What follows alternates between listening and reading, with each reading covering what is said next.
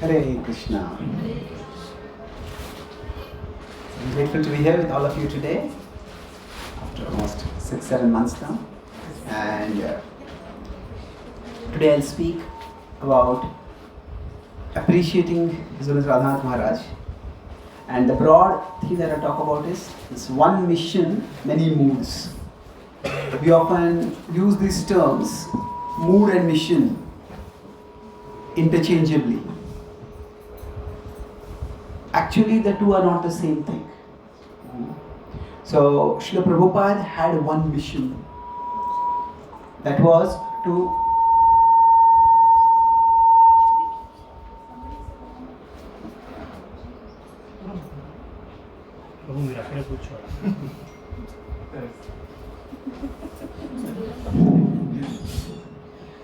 So Prabhupada had one mission to spread Krishna consciousness. And at different times he manifested different moods. And those moods manifested according to the particular place he was at, the particular kind of people he was interacting with. And we discussed how Prabhupada's focus was one thing when he was in America. So he distributed a lot of books. In India, it was more built temples. So it was the mood and mission. You could say the mission is a more broader thing. And in advancing that mission, there can be different moods at different times. So we will be focusing today on how in the life of His Holiness Radhanath Maharaj, there is that one mission of serving Srila Prabhupada, of spreading Krishna consciousness, and how that has manifested in different moods throughout his life. So,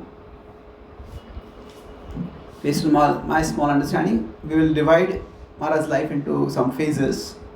So, till 1971 approximately, that is described, well documented in Journey Home. That was more of him as a seeker.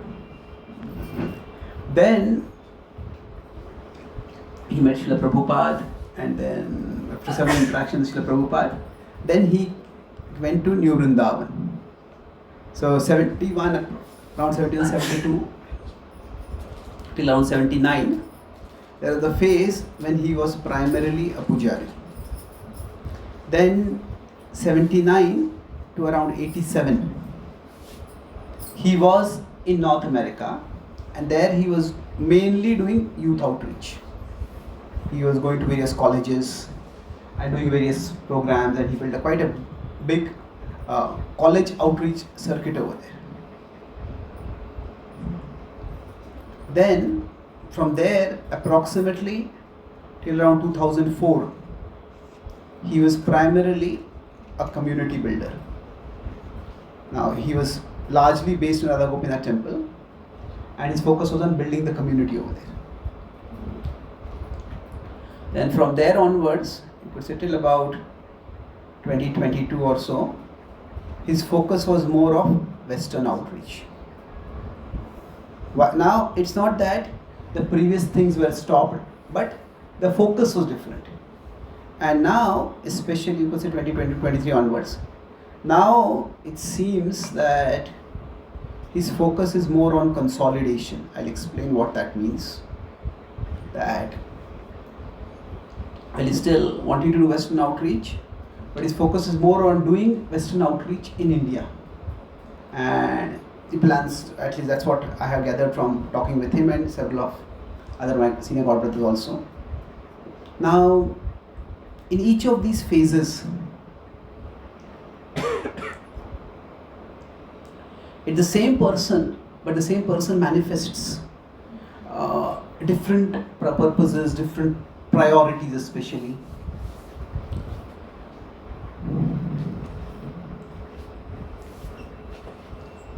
So let's begin with each of these.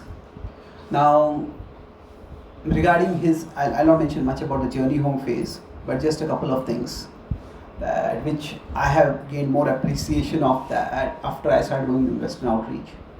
That the 1960s, were an especially turbulent phase in American history for growing up. That was the time of the counterculture, and the youth at that time, that is also time of the civil rights movement. Maharaj mentioned about how he also marched in the civil rights movement. So there was a lot of concern among the youth coming up at that time. That was the time when they started what they started calling as post-material values. It's not non-material values, it's more post-material values. That means till people get a basic level of financial security, the primary concern is, okay, which job will give me the maximum money? How can I earn more money? How can I get a better position in society? So that is considered materialistic values. And like every country, America was also going through that phase.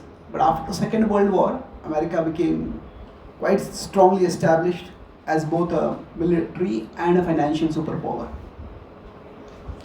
So the youth that grew up at that time didn't have the driving anxiety that previous generations had. So like we may see in our children also now. Our generation had a certain level of financial anxiety, and in one sense financial well-being was a priority. But many of the young people who are growing up now, they are pursuing many non-conventional careers also. And there is a little bit more looking for meaning and satisfaction, what we call a job satisfaction. So people start exploring what can I do to find more meaning in life. So that was the time when America was in that phase. And during that time, Maharaj grew up, and this side of Maharaj, generally, that he is an American, he grew up at a particular time, and he has drawn from those experiences in shaping his Krishna consciousness. That sometimes get lost. I recently did a course on the history of Gaudiya Vaishnavism, where I talked about, we can look at the Acharyas from two perspectives. One is how they manifest timeless values, how every Acharya is devoted to Krishna, how they do sacrifice for Krishna. But that's one thing. But another is how they adopt timely strategies. Their values are timeless, but their strategies, how they function in the particular challenge that they are facing, how they function, that is a time, place, circumstance. So if you place an Acharya in their particular time, place, circumstance, understanding what was going on at that time, then we get a different and often deeper appreciation of the Acharya. So this aspect of Maharaj, for most devotees, including for me, it came into consciousness when Maharaj gave that marathon class about Bhakti Tirth Maharaj. And that time he spoke quite elaborately about American history, and then he spoke about how Bhakti Tirth Maharaj emerged from that turbulent time the civil rights movement was going on. So one of the values that was prominent at that time is non-sectarianism. That while people were interested in religion, Christianity itself at that time was in one sense quite sectarian, that God can be accessed only through us and through no other tradition. So it was in 1965 that they had a Vatican II council, and then they said that they didn't say that you can attain God by other religions, but God is accessible through other religions also. That is what is noble and worthy in other religions also should be appreciated. But the youth at that time had a very great aversion towards sectarianism. And the youth at that time, when many of them adopted Eastern tradition, whether it is Krishna consciousness or some other path, they went two ways. One of them is that they saw Krishna consciousness as non-sectarian and took it up as a non-sectarian universal spiritual practice. Others, some of them basically, maybe consciously or unconsciously, they just replaced Jesus with Prabhupada. So the same one-pointed devotion, that Jesus is the only way, Prabhupada is the only way. Now, we will not say that overtly, but that mentality came in at times. So that was something which I see is strikingly absent in Maharaj. So once we were in the Brahmachari ashram and we were reading the Lilamrit. So Maharaj came for the Brahmacharya class. He sat down and we asked Maharaj, please you speak, Maharaj. There was a particular pastime going on. So there they had, the pastime was that Prabhupada had been invited for some book inauguration, and the book was in Odia, and Prabhupada came for the book inauguration, and Prabhupada started, the entire talk was about how Prabhupada said, yeah, so this book has been written, it is in Odia, I don't know Odia, so I can't say much about this book. But this book is said to be about Jagannath, and I'll speak about Jagannath.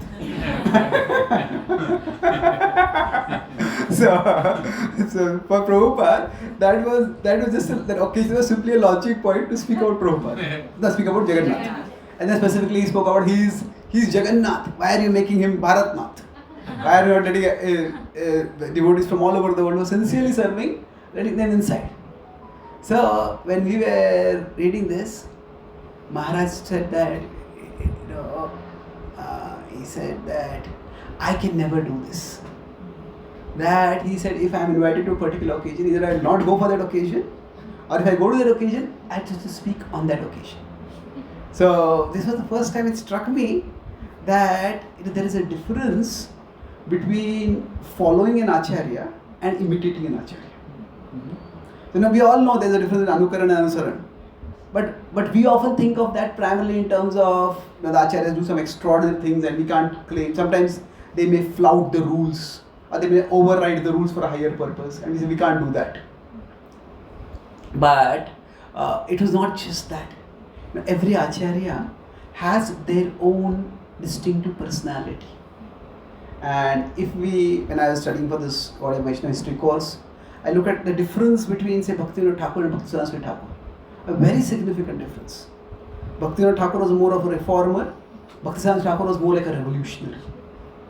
So the idea is that, okay, if say in the house, this wall is still sagging, we need to repair the hall.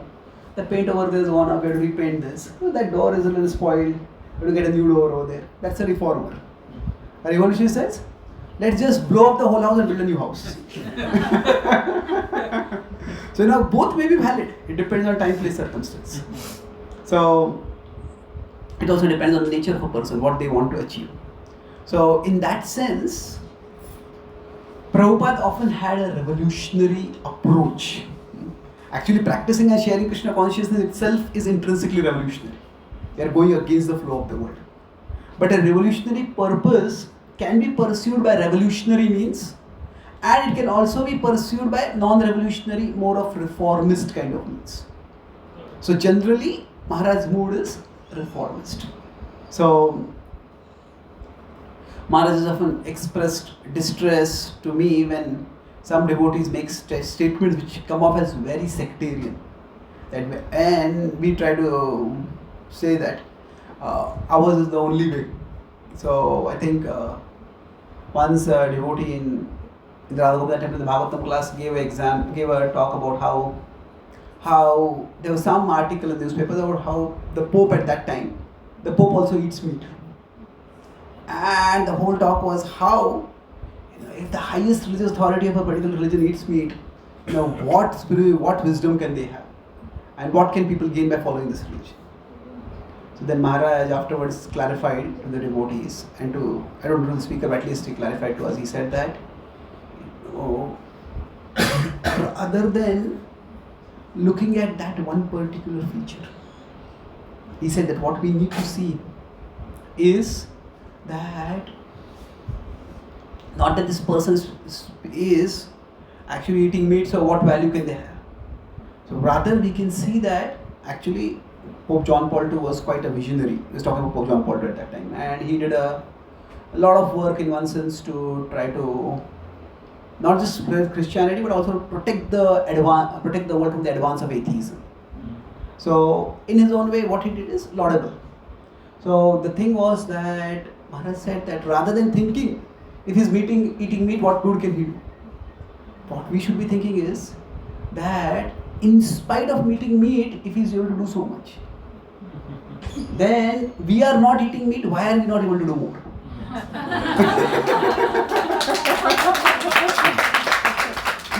So the idea is, if Krishna can empower someone, ultimately it's Krishna who is acting. Isn't it? God is not the monopoly of ISKCON. Isn't it? God is acting in various ways in various places. So if God can act through or empower even a person who has some behavioral deficiencies, then if we don't have, then what is it that we are lacking? Rather than highlighting what others are lacking. See, generally speaking, this is the key characteristic of sectarianism, what I have observed. Sectarianism is both centered on how good we are and how terrible others are. But it for any thoughtful person, it just doesn't register.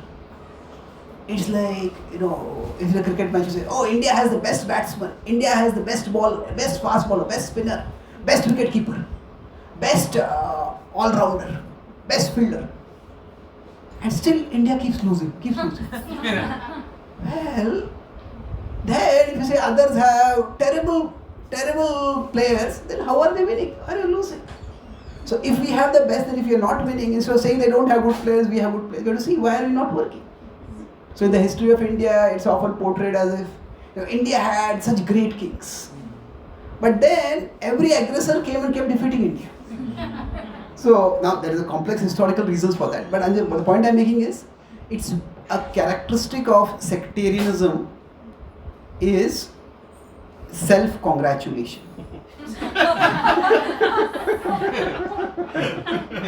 That, we are so great, by which I am so great basically. So I have not seen that at all in Maharaj. So this self-congratulation actually puts off thoughtful people very much. So I think that's one key value which, of course, you could say that might have been innate value also, but that's what, from that age, that's something which very strikingly comes up. Now, after Maharaj went on his search, he met Srila Prabhupada, and then due to various circumstances, he went to New Vrindavan. Basically, among various things, his visa ran out and he had to leave India. So he felt that he was in love with Vrindavan, and Prabhupada said that Prabhupada has created New Vrindavan. So he went there. And New Vrindavan was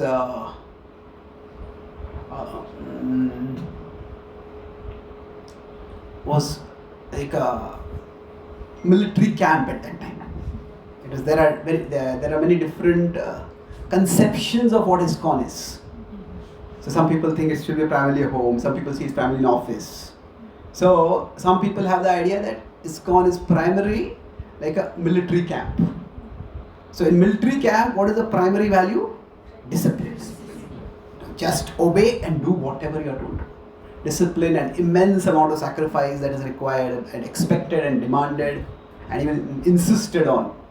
So that was what I think I mentioned this last time, that and somebody would ask Maharaj that, Maharaj, will you be writing another book about your New Vrindavan days?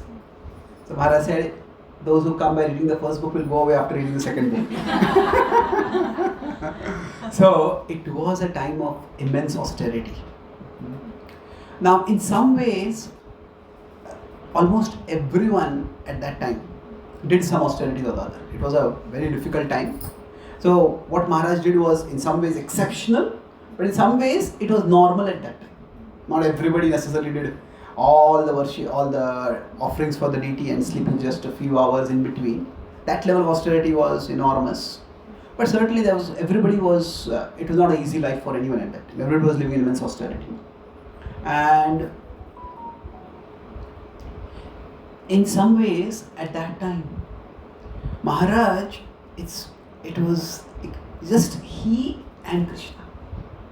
It was he and Krishna and the cows. So the way Ghanshyam Baba was living, Maharaj saw him living. So it was just like that. And for many of us, in one sense, we try to share Krishna Bhakti, we try to connect with devotees because it's a service to Krishna. We want to build a community, we want to share Krishna consciousness with others. But it's also that we need that. If we are alone, we won't be able to practice bhakti for very long. If we are alone, we'll just be alone with our mind.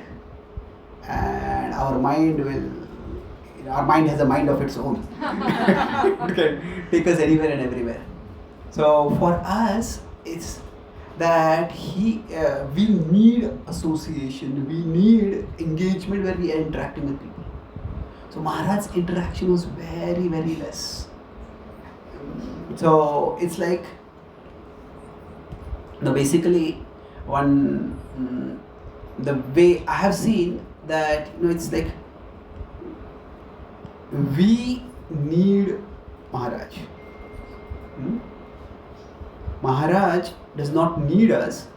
Maharaj wants us. So there's need and there is want. And now we say we should follow the material domain. We say fulfill our need, don't fulfill our wants.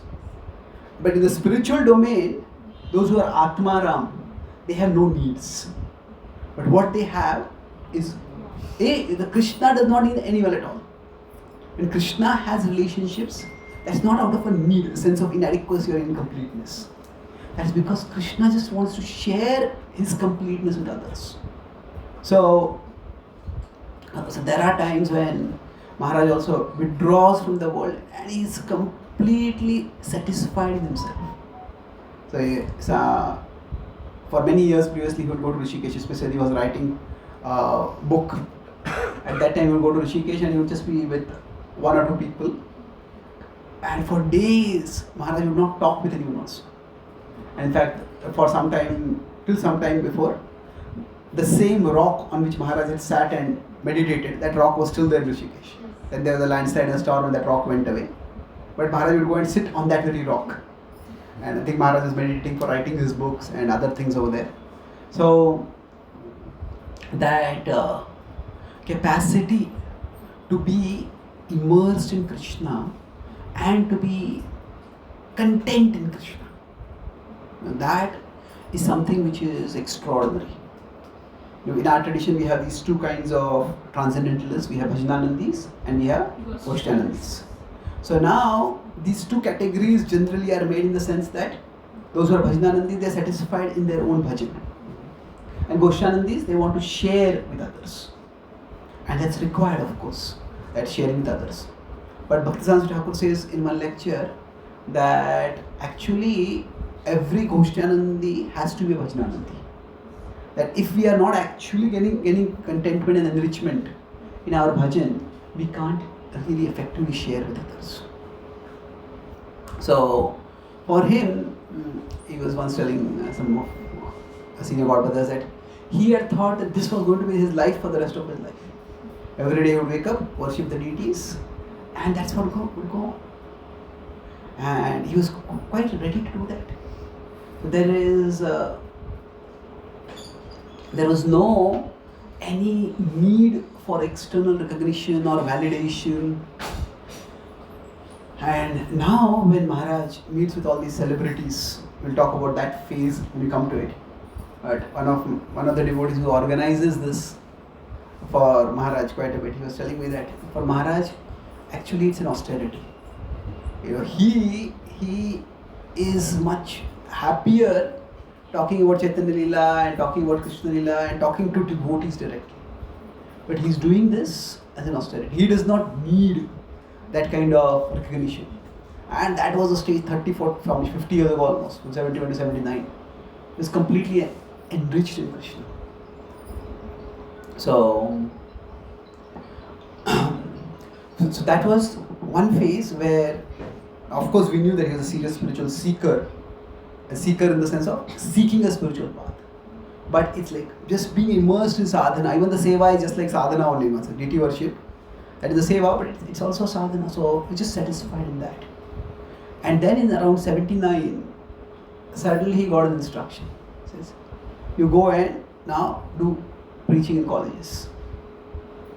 So now, Maharaj tells, I think many of you may have heard in this class, that when they were introduced to Bhakti, or when they were, one of the things was, there were some people who were serious spiritual seekers, and there are others who were not spiritual seekers, but they were pretending to be spiritual seekers, because they just wanted to be draft dodgers.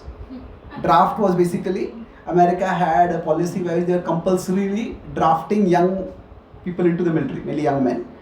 So the Vietnam War was going on and they wanted the army. So that was one of the ways devotees would get people to join also. He says, if you don't join into a temple, you'll have to go to Vietnam. So you will be drafted. So Maharaj said that when around 79 onwards, and he started going to a college outreach. He was going for a college program, and he said, he spoke the same thing. He said, if you join the temple, otherwise you will be drafted. And the students looked at him. The draft ended a decade ago. So, almost a decade ago. Oh, really? I said, I had no idea.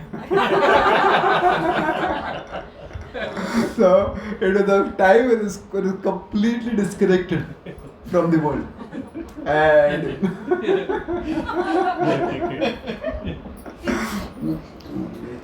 so then it's not just connect back with the world, but connect with the youth who are generally most connected with the world. So it was in one sense a huge challenge, and the way he was told was he was not given any assistant. He was just given one broken van as a means. Okay, you go to various colleges and do outreach. So in America, what do they call it? RV, no? What is it? RV is recreational vehicle? No, that's RV where people stay in that.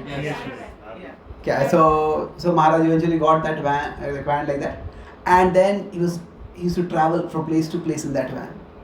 One of our godbrothers in Dallas, he still has that van, in which Maharaj stayed. I don't know whether it was the same van throughout from 79 to 87, but at least it was for several years. So Maharaj stayed in that van, he would cook in that van, he would have the deities in that van. So I don't know, some either picture or deities, but he worship in that van. He just go from place to place. And that was the time when he knew Vrindavan was his base, but he just once in a few months he would come there, stay for a few days, and then he would leave. Because that was his focus. And it was remarkable how much service he did at that time. It was a very difficult thing because at that time when college outreach was happening, it was there was no systematic plan for college outreach, and there were hardly any Indian students. It was mostly Western people, and America was also, Maharaj would go around the New Vrindavan area. And New Vrindavan area, around that area, if you consider, it is still quite a Christian area, Christian evangelical area. So it's not that easy for somebody who is a monk from a different tradition to go and speak. Now things have changed so much. Now monks are considered very cool.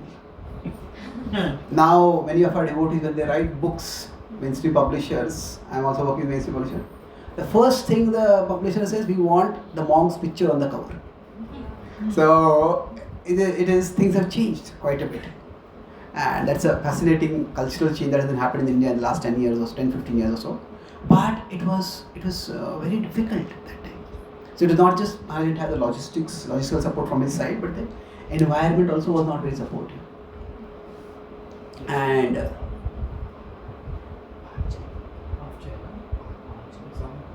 any problem? Yes, sorry. Okay. So Prabhuji, he used to drive himself. yeah, of course. Nobody with him. No. Actually, even now in Maharaj in Chicago, he drives himself.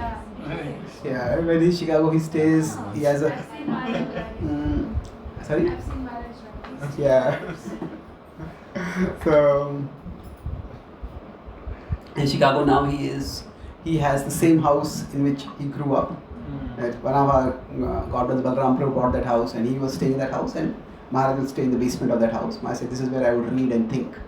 And now Balram Prabhu has moved to a house nearby. So Maharaj had that whole house for himself, and his guests come and meet him and they talk with him. So Maharaj drives on his own. So So he used to do everything himself. That's where, see, in one sense, when a service changes, we could always just see this is a new service and I just have to learn everything, or we can carry forward things which you have learned from the previous service and take it forward. So Maharaj especially took forward cooking and started cooking classes over there. And his cooking classes were quite effective. And recently I met one devotee who was very close to Sadaput Prabhu. Sadaput Prabhu was Dr. Richard L. Thompson. He is one of the best scientists, steward scientists in our movement. He wrote several very good books. Vedic Cosmography, Maya, the World as a Virtual Reality, Mechanistic and Non-Mechanistic Science. His books were one of the things that really convinced me about Krishna consciousness. So he apparently, Sadaput Prabhu and Maharaj would travel together. So Sadaput Prabhu would speak scientific stuff and Maharaj would speak direct devotional stuff. So it was quite powerful. I had no idea this had happened. I'm going to talk with Maharaj about this. I think this is something which we can try in today's world also. It's like have somebody who's speaking proper science and have somebody speaking proper spirituality together. So not even audio at that time. Technology was not there so much at that time. And neither of them at that time were leaders who would have followers with them. Siddhaput Prabhu was more of a solitary scholar. And Maharaj also didn't have many followers at that time. Now through that he developed a significant community. When I was in Columbus, I had visited Chicago and I had gone from Columbus to Chicago. So Maharaj was asking me where I was. So I said I was in Chicago. I was in Columbus. Maharaj said he said he had got the details of Columbus. So basically while he was doing college outreach, Columbus has Ohio State University, which is a big university. And through that some outreach people started coming and then we decided to have a center. So even now Maharaj said, Columbus devotees are going to now build a big temple. And so Maharaj has promised that he will personally drive the car in which the deities will go from the new temple to old temple to the new temple. So he has that personal connection. Many of the areas where outreach started around New Vrindavan, it was all actually done by Maharaj. And in many ways devotees have written. Yugal Kishore Prabhu, he was also based in New Vrindavan, and from there he went and travelled and preached various places. So Maharaj was never a prominent leader in New Vrindavan. Maharaj said, I have never been a president of a temple. He was not in management directly any time. And New Vrindavan went through certain phases.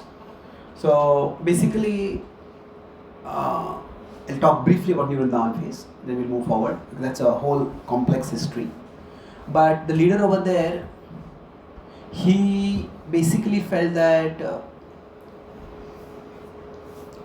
we are too Indian to be able to reach out to Western people effectively. So he started doing some adaptations. He said, let us wear black robes like the way Christian preachers wear. He says, our names are too Indian. So he started giving initiated names which were more like Western names. So they were like English translations of Sanskrit names. Actually, the Christians are doing that in India. Now when somebody becomes a Christian, they don't change their names. They still continue to have their Indian name. Maybe they have some addition, but it's like they take whatever is a Hebrew name or a Latin name, they find its Indian language equivalent and they use that name so that people don't change. So it's not unprecedented. And some kind of cultural adaptations. Then another thing that they did at that time was that all the morning Mangalarti and others, they created English versions of those songs. And whole Mangalarti would be in English. Guru Puja would be in English. And I've heard those songs, quite nice lyrical songs. And then they also, when they came to India, they made Mangalarti in Hindi. And you'd have Mangalarti in Hindi. So they did quite a bit of adaptations. You could call them adaptations, innovations, deviations, whatever, basically changes. So Maharaj didn't buy into those changes. So Maharaj still would wear saffron robes. Maharaj would still, so that time they would have this, they said loud chanting is not meditative. So chanting should be soft and almost in the mind. and Maharaj will still chant the way which was standard in Prabhupada recommended that. So because of that, Maharaj is telling me about, because New Vrindavan many things happened, and there are some devotees who still accuse that Maharaj was a part of it all. But Maharaj told me, actually, in New Vrindavan, the leaders always treated me like a black sheep, because he did not buy into the various changes. And I was not even, the three things Maharaj told me, that I didn't stay much in New Vrindavan. I didn't buy into the changes that they were doing, and I was not involved in any, I was never in any managerial position in New Vrindavan. So most of the decisions that were taken, he didn't even know about them, and whatever happened, all that was just going on over there. So then, around 86, 87, so those were times when devotees,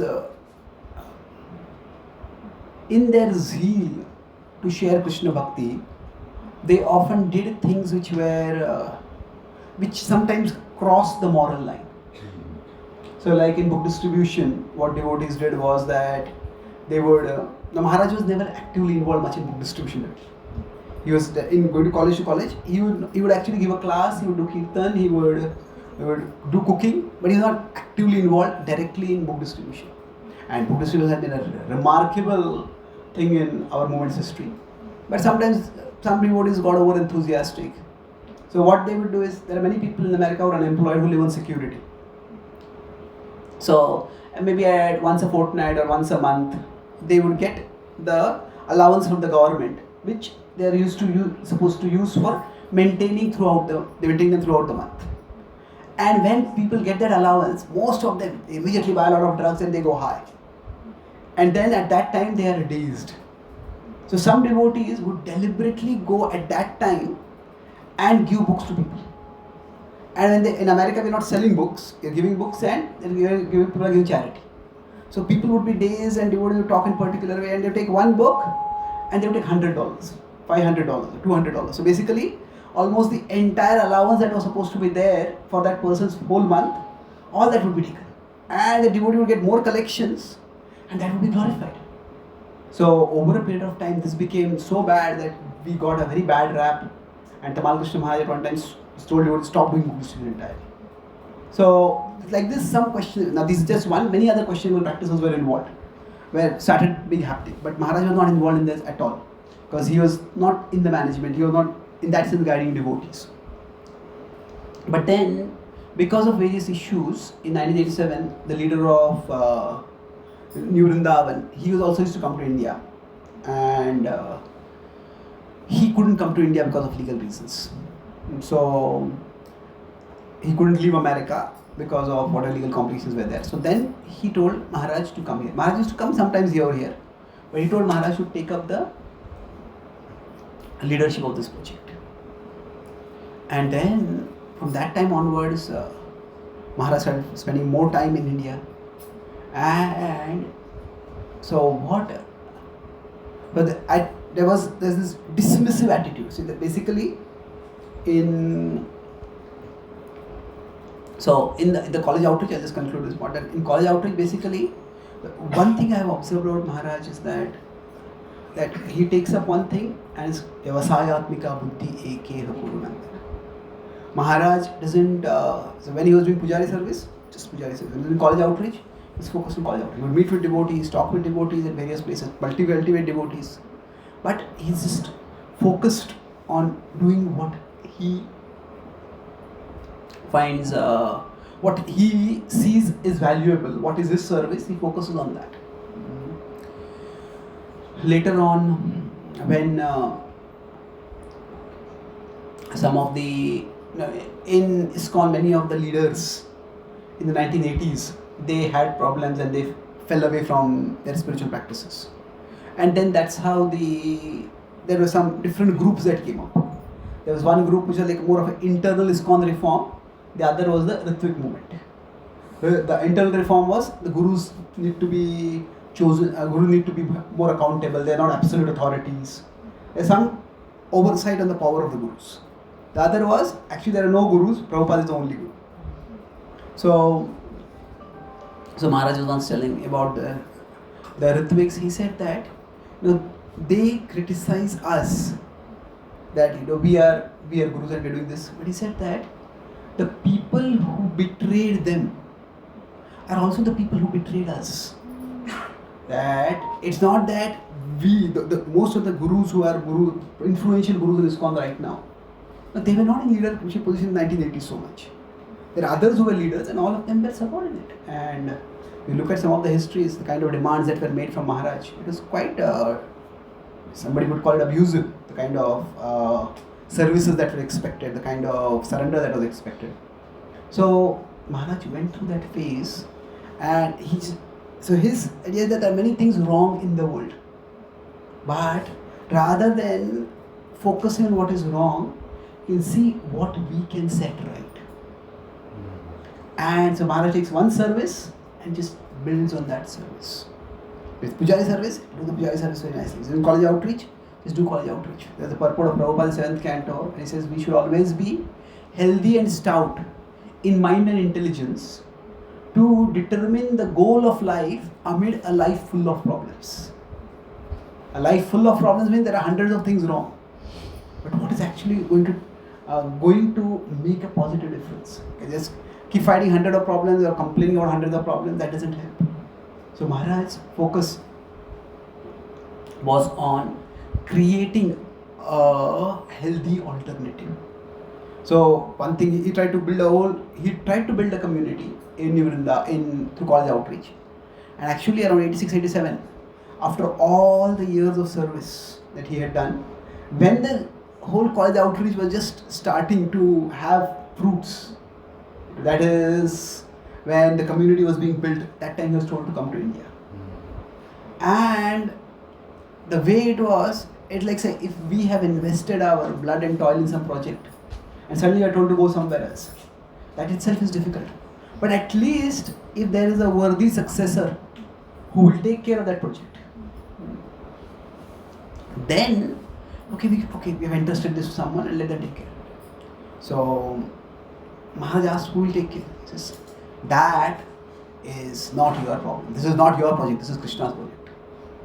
Now that is true at one level, but it is a very harsh way of just neglecting or devaluing the service that the person has done. Not just giving credit to the person, but also actually the whole service, and the college outreach just collapsed after that.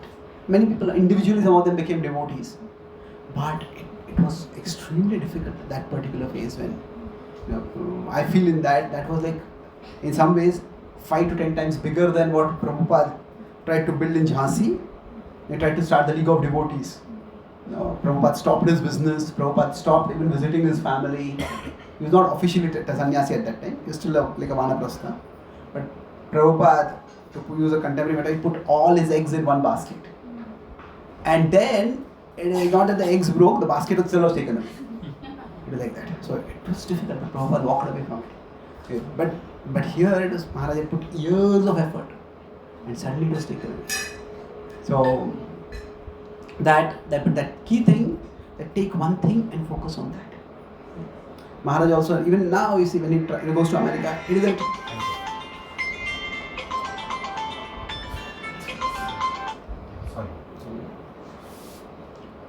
He doesn't travel to many places in America. We'll talk about what he does in India also later on. But then when he came to India, generally there are two ways of looking at the material. One is at material things in the world, that it is lacking in the spiritual. And the other is, it is pointing to the spiritual. So the material can be seen as Maya, there is nothing spiritual in this and nothing of value in it. That's one way of looking at it. The other is, this is actually pointing to the spiritual. It is preparing one for the spiritual. So in the past, most leaders, they took certain things from Prabhupada, and based on, not most, I say many, this was a prominent approach. In fact, this was seen as the strong, non-compromising approach. So for example, in the 80s, slowly Indians started coming to Krishna consciousness as followers. So there's a difference between Indians as supporters and Indians as followers, as people who wanted to become dedicated devotees. During Prabhupada's time, there were many life members. So, during Prabhupada's time, there were full-time devotees. They were relatively few in number, but they were there. And then there were life members. So the life members they're offering some kind of support to Prabhupada financially or institutionally through their own contacts. But there was now most devotees are congregation devotees. So this is a new whole genre, which was a new category of followers which is not there during Prabhupada's times. So when Maharaj came to India, the previous leader was there. All the Indians who would come, he would just say, don't think you are pious. All this is just mundane rituals. And no amount of rituals will ever get you to Krishna. He says, you have to give up all your rituals. Only then you will come to Krishna. So this was the mood of many leaders. I just was in Scotland 2-3 days ago. There was a leader over there previously. He said that I will push you through a hole so tiny that nothing except your soul can go through it. So everything, all the conditioning, all the ego is left behind, only the soul will go through. Now that is one way of looking at it. But another way is that Krishna has not given us our body, mind, intelligence to reject it all. All these, they can take us away from Krishna, but all these can take us toward Krishna also. So, that approach of telling people to just reject everything from their past, it's all just ritualistic. So that was causing a lot of problems. So many of the devotees who are leaders now in the Radha Gopal congregation, those are doctors who started the Bhakti hospital. Their idea was, they were also told, you just join the temple, you become full-time devotees. You move to the temple. And they did that. Now their parents were understandably very upset. And not only that, many of them were already married. And husband and wife were both living in the temple. And it was quite difficult for them to manage everything like that. So then when Maharaj came, Maharaj, he understood the situation, the ground reality, talked with the devotees, and Maharaj had the experience of being in India. And he had observed Indian culture before he was in one sense exposed to ISKCON culture. So Indian devotional culture, Indian spiritual culture, he had observed that. So then Maharaj Maharaj's approach was that all that you have, that is in one sense preparing you, building you for Krishna. That's how from eventually the idea of those who were already doctors, they could start the Bhakti hospital. They had a small clinic before. In fact, first they had a moving medical van, which they could go and give free treatment in various places, and they would get some financial support. And gradually from that, the idea of hospital came. So the idea of basically affirming what people have and taking it forward from there, rather than rejecting or devaluing what people have, that this is Maya. This is also something which can be used in Krishna's service. That was something which he focused on. So at that time, the whole idea of wearing robes, that was told, even Indian devotees are told to wear black robes. Now in India, we don't want to look like Christians. In the West, we don't want to look like Christians, but why do we need to India look like Christians? So that was what the leader was expecting. Maharaj, and I think Krishna Chandra told me, Maharaj was on talk with that leader, and he said that if this is what you want, then you can do that, but I will no longer be a part of the service. And the previous leader had no one else, so he just hung the phone. And so Maharaj was true to his principles. In 1993, there was some big upheaval where the previous leader, he had some issues which got exposed, and then he left the community, New Vrindavan. And then at that time, the devotees from Radha temple, they all had developed great trust. Till then, many of them were being initiated by the previous leader, Maharaj was not the initiating guru. But all their connection was with Maharaj. And then they called Maharaj back. And Maharaj had left, Maharaj was not the new Radha Gopinath, but they called Maharaj back. And then at that time, basically, the Radha Gopinath community started functioning in a, so in around 1980, was it 84, 85, something like 84, 85, 86, basically the whole New Vrindavan community was expelled from ISKCON for various reasons, many things. One was that they were found to be involved in some questionable activities. New Vrindavan was a huge land, and that land was used by drug traffickers for taking drugs across. And then the leadership there decided that, they will give us some fund for building the palace of gold, and they will leave us alone, we will leave them alone. But these things don't work like that. And things started becoming worse and worse and worse. So a lot of things happened. So when things came out, ISKCON said that we should have nothing to do with this, but the leader didn't listen. And the previous leader came on national television, and he, like I said, that on national television he said that basically, there is some quote which Prabhupada quotes from an Indian author. Indian author, he says like, just like you beat a mridanga, the mridanga gives good sound, like that. Like women should be beaten. And he said that in public, on television. And that started becoming like, this is the teaching of ISKCON. Now, that is certainly not the teaching. So basically at that time, ISKCON expelled him. But the way things were, that many of the New Vrindavan devotees, so the idea was that the women become disciplined by being beaten. So just like you whip a dog, like that you beat a woman. It's a horrible idea.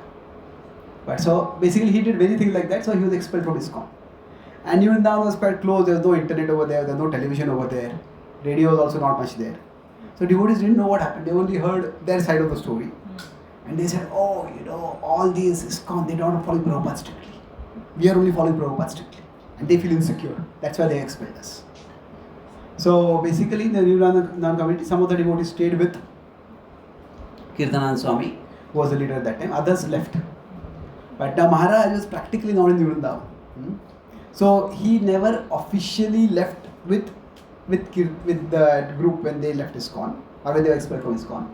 But he didn't officially come back to ISKCON because his whole Krishna consciousness had been in New Vrindavan and then college outreach. So then in 1993, when that leader had issues, that's the time when the whole Radha Gopinath community and all those who were following Maharaj, they officially came back to ISKCON. So they were never out, they never actually went out of ISKCON, but de facto they were out of ISKCON. So they came, so then from that time onwards, the integration of, you could say, the Radha Gopinath temple community with the mainstream ISKCON that started going on. But there's one devotee who's a good sociologist, like a social observer. He said that Bhakti Maharaj and Radhanath Maharaj both had been in New Vrindavan, and both were in that sense on the fringes of ISKCON. And because they were on the fringes, they were able to do certain things which other centers were not able to do. And those were mainly three things. So Maharaj, I think I mentioned that last time also, Maharaj said that there will be no fundraising by the brahmacharis. The brahmacharis will focus on studying Shastra. And Maharaj said there will be no focus on temple building, there will be no focus on book distribution. I said we want to first build a community. And this was a radically different focus from what was conventionally there. Now the fruits of that are there to see. But this idea of actually building a community, that itself was not there in the past. It was, okay, you have a temple, people move to the temple, and they go on. If they can't go on, that's their problem. So, but as we start having a congregation, as we start having a devotees are not staying in the temple, so what all do they need for that purpose?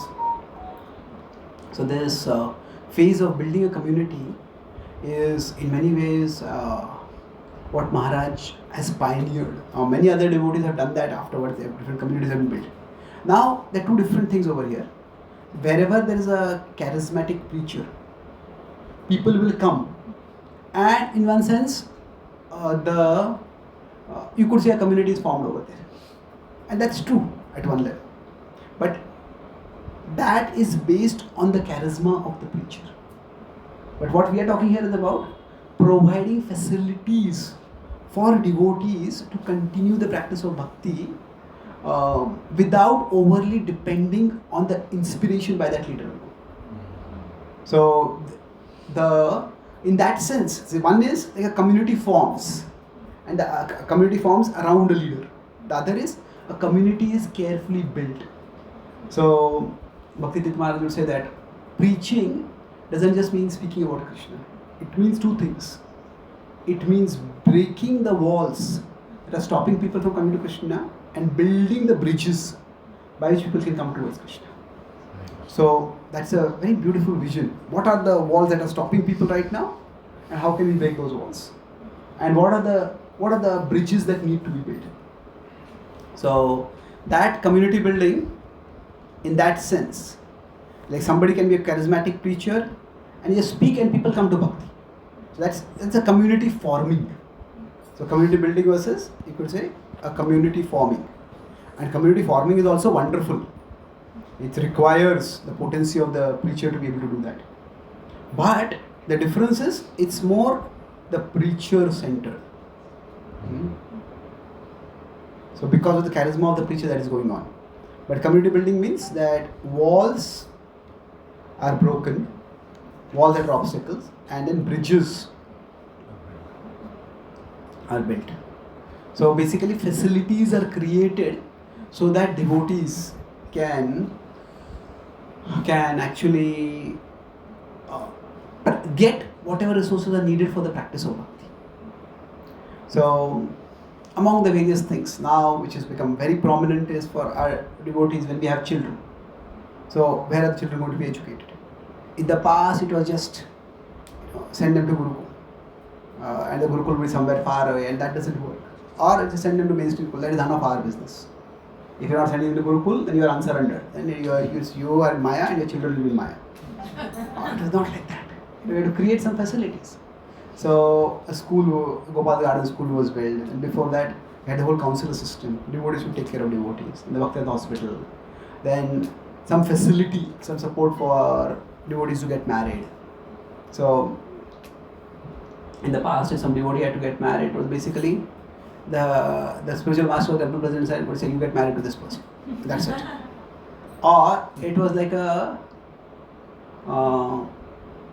it was almost like a Rajasic version of arranged marriages. So, now in arranged marriages, there is some amount of deliberation. Now maybe the financial is one aspect of it. That's a major aspect of it, but still there is a lot of deliberation that goes on. What is appropriate? The parents know the children, to some extent at least. Astrology, many things are concerned.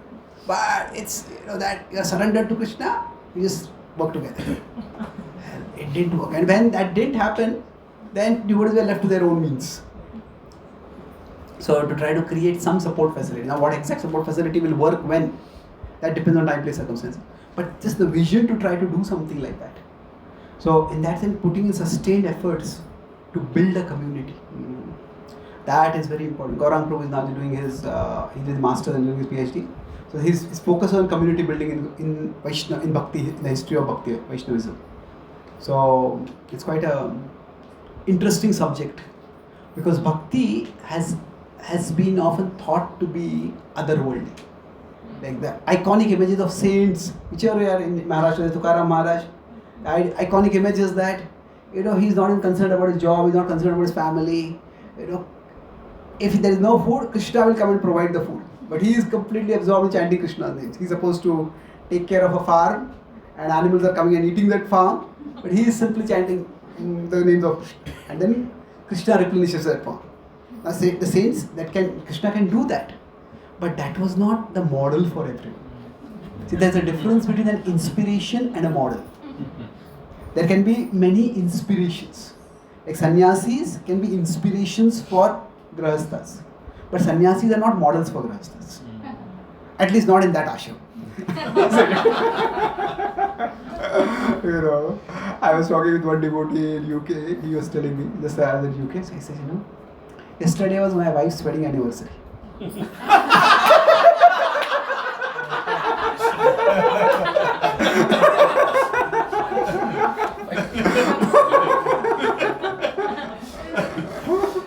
So I first started what it means. I said, "Is this your ex-wife?" I asked him. No, he says, "My wife." Isn't it your wedding anniversary? So he said, these are all mundane things. I don't believe in all of them. So I don't. So he said, I don't care for them. I'm not attached. So I said to him that, if you don't care for them, that is all the more reason to care for them. Because bhakti is not about detachment, it is about service attitude. Sometimes if detachment is overemphasized, then we cannot form relationships, we cannot form community. In a family cannot be formed if detachment is the primary value. There's one devotee who had a lot of variety of experiences in this call. He told me the first lecture of Radhanath Maharaj that he heard. So he said, Maharaj is emphasizing there should be love and trust among devotees. And he said, I was sitting and I was talking, looking at the devotee next to me, love and trust among devotees. Is that ISKCON philosophy? So, ISKCON philosophy, chant Hare Krishna, get purified, go back to Godhead. Now, of course, Sadvidham Priti Lakshanam is there. But what happens is that because in the first generation almost everyone moved into the temple, so that ethos of renunciation is overemphasized. And that has almost like a generational jet lag has been carried on. So now devotees who are grahasthas, there the family has to be together. The family has to be together and serve Krishna together. And see, that's one of the purpose of ISKCON also, that Prabhupada said to bring people closer to each other and closer to Krishna, the prime entity. That's one of the purpose of ISKCON. So we could say in the first generation, circumstantially, detachment was a very high virtue. And it is important. But in the second and in most likely in all future generations, if we are going to have families, if we are going to have communities, then what is required as a primary virtue is service attitude. Not so much as. So if detachment is what is emphasized, then we cannot form communities. So you see Maharaj in his classes hardly ever focuses too much on giving up sense gratification. His focus is more on Trunada, peaceful nature, the road of peace. It is not so much on don't be attached, but more be humble. So it's like if our purpose is to practice, just renounce the world and go back to Krishna, okay, detachment is helpful. But if our purpose is also be together in the community of devotees, then we don't need detachment as much as we need humility. Now you can say humility is detachment from the ego. That is true, but the emphasis comes both from who he is, but also from what he has seen is the need of the community. So, in the last few years, I have been analyzing different preachers and what is the emphasis in their classes. So, if you see in Krishna consciousness, we can have multiple things. We can have Siddhanta, we can have Sadhana, we can have Seva, we can have Sadachar. So that means that each class, and each of these are valid things. Siddhanta means, this is Mayavad, this is how it is wrong. This is our philosophy, all this is wrong.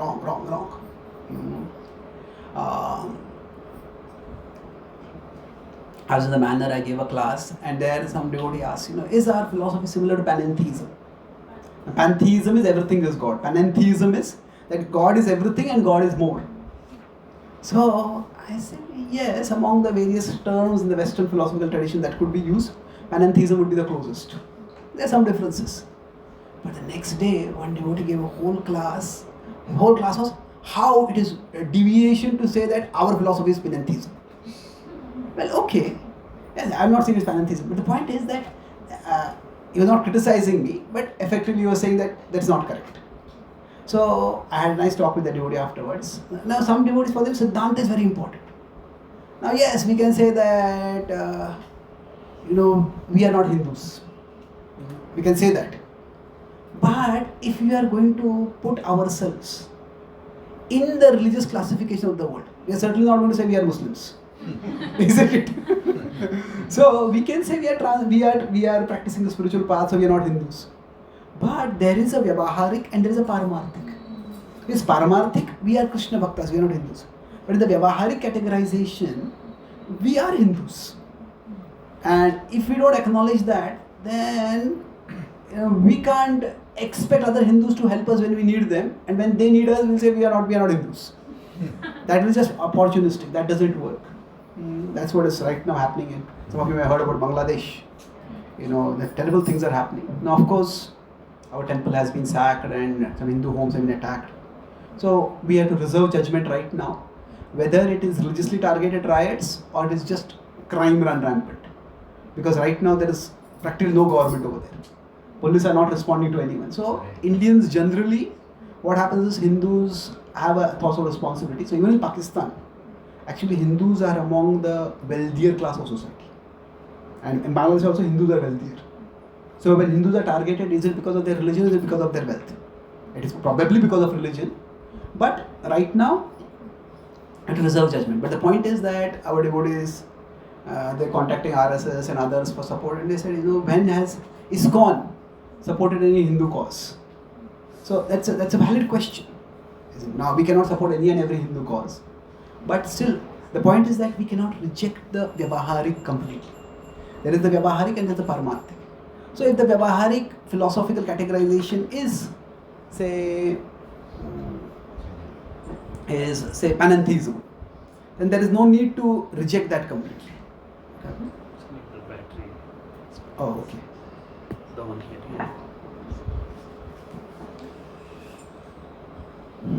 So anyway, for some devotees, Siddhanta is very important. It is important, no doubt. But we can emphasize it way too much, more than what is necessary for most devotees. Now some devotees may be very focused on sadhana. This, you have to chant your round, you have to wake up in the morning, you have to do this, you have to do that. Some devotees are focused a lot on seva. That all the classes will be how we have to have service attitude. And the favorite pastime will be that something like, when who was that person who had a lot of questions and he came to Bhakti Thakur, Bhakti Thakur told him, go and wash the plates of the deities. He washed the plates and he came back, I have no question.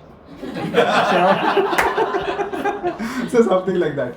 So everybody has their own inspiration, and based on that they will find something in Shastra to support that. And that's fair enough. Everybody can have their own inspiration. Now, when I first gave Bhagavatam class in Radha temple, I was quite new.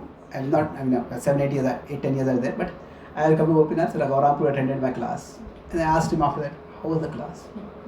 He said, after a long time I heard a class in which I couldn't detect any management agenda. No, I didn't even understand what he was saying. I was so naive at that time. But sometimes it happens that, and it's not a bad thing. Sometimes managers may also have a particular purpose and they may use the class for that purpose. But so for them, if somebody is going to get things done, in service attitude. So all classes will be about service attitude. So generally speaking, what I have seen is Maharaj's classes, the focus is on sadachar. And not like hammering virtues down, but humility, tolerance, coming together in the community, and just being together as devotees. So he does talk about philosophy of the club. It's Dante talks about when it's required. But Maharaj is not too emphatic about. Maharaj once, there's some philosophical issue, there's a lot of conflict. So I asked Maharaj, what should we do? Maharaj said, this philosophical pettiness is a waste of time. It's a very philosophical pettiness. So it's sometimes we can get too caught in things. So Maharaj focuses more on the values the virtues that will help build a community. And are other things important? Of course, they are important in their own place. But one of the reasons I understand that Maharaj's classes are loved by devotees all over the world is because he focuses on the things that make immediate difference in people's lives. See, emphasis on sadhana is important, no doubt. But it's very easy when the emphasis on sadhana that people feel guilted into doing sadhana. That the sense of guilt comes much more. And then it's not so much a positive connection with Krishna as more of a negative connection with Krishna. Oh, if I don't do this, what will people think of me? But when that acceptance, affirmation is there, and that value, amanina manadina, that we respect devotees from wherever they come, whichever background, whatever be their particular situation. So that helps build a community. Now, in many places, this value of building a community and what is required for building a community, that is being picked up now. And among all the things that Maharaj has done within ISKCON, I consider community building to be the biggest. It is in my small understanding.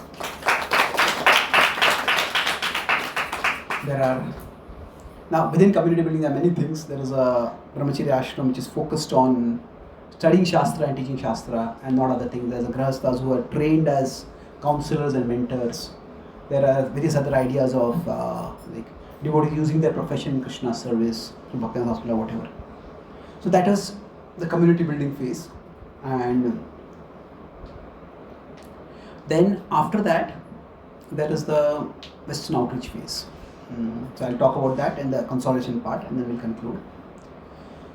So around 2004-2005, when Bhakti Maharaj departed, so he told Maharaj, write your story.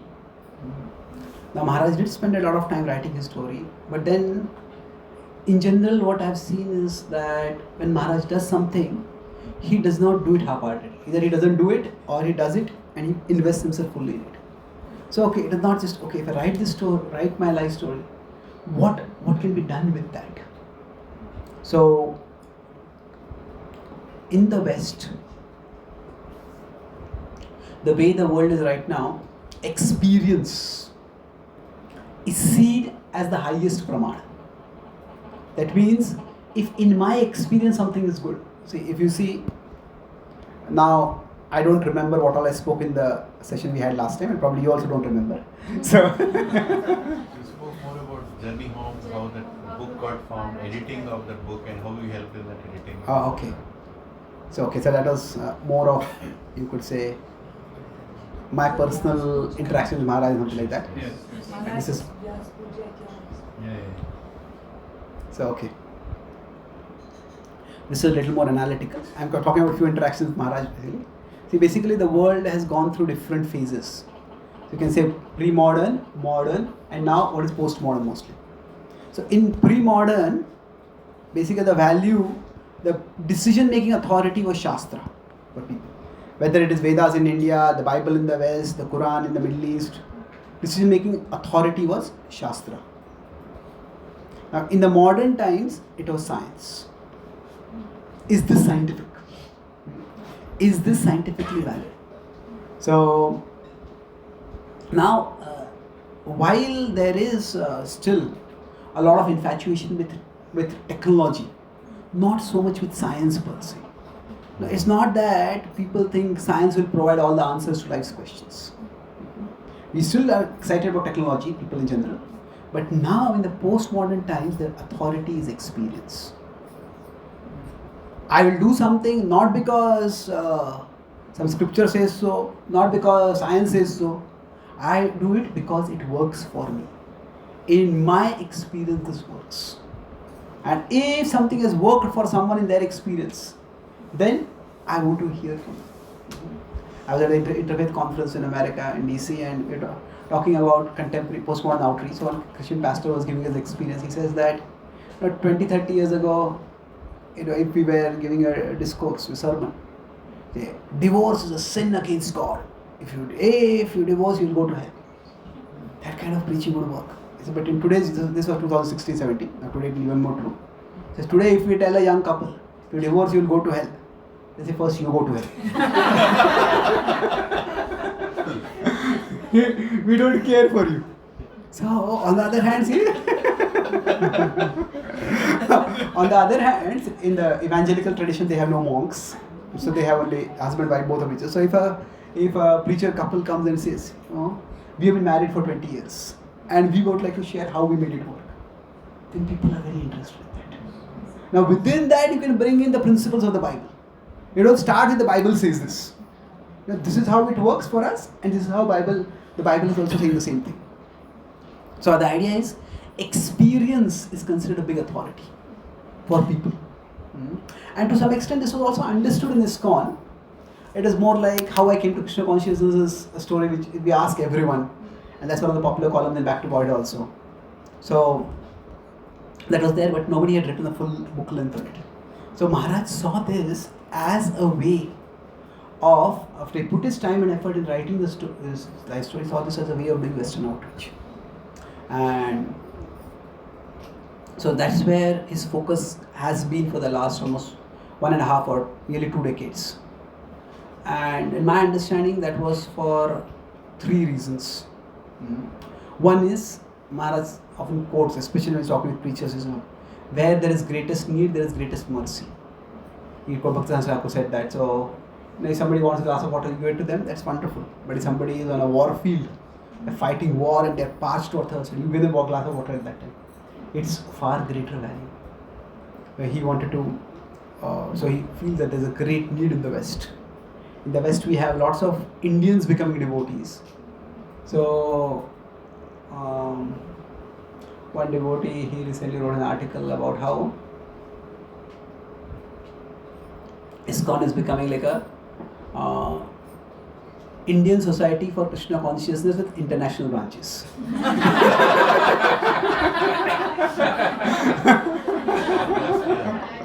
So that is definitely a matter of concern. Actually, it's not entirely true.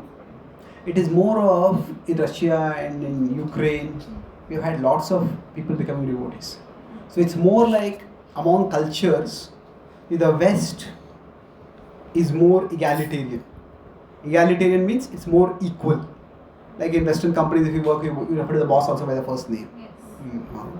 So in the East, the cultures are more hierarchical.